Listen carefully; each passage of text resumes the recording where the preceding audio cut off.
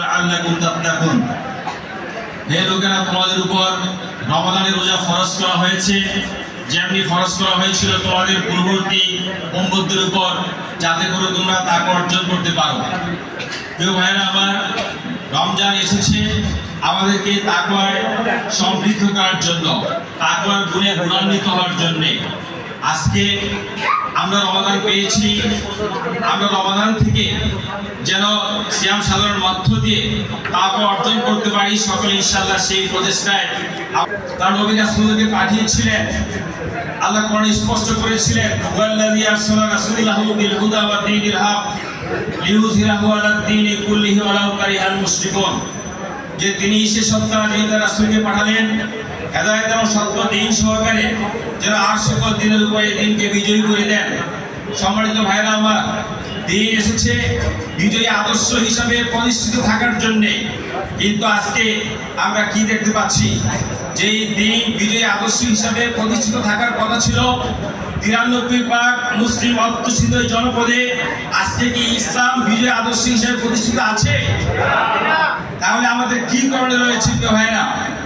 আমাদেরকে আল্লাহর জমিনে আল্লাহর দ্বীন কায়েম করতে হবে।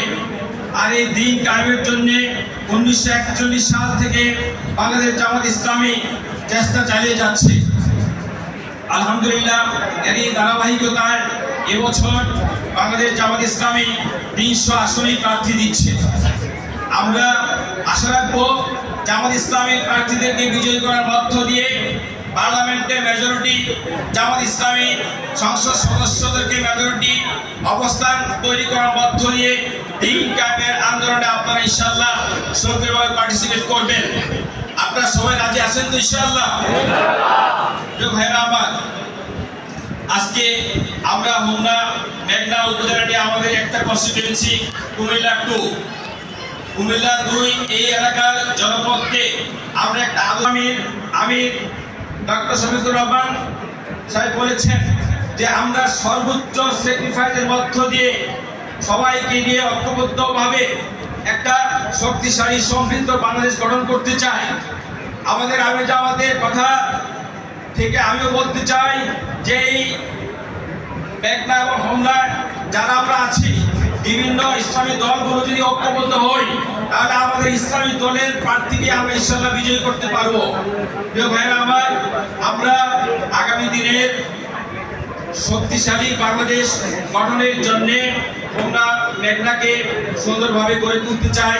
সেই জন্য এখানে আজকে আয়োজনে আমি দেখতে পেয়েছি যুবক এবং তরুণ অনেক ভাইয়েরা এসেছেন।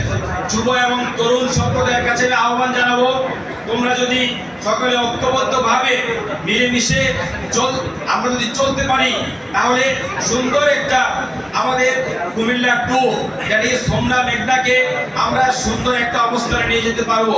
আমি সকলের প্রতি সেই আহ্বান রেখে ঐক্যবদ্ধভাবে বাংলাদেশকে গড়ে তোলার একটা প্রত্যয় নিয়ে আমি আমার আজকের কথা এখানে শেষ করছি।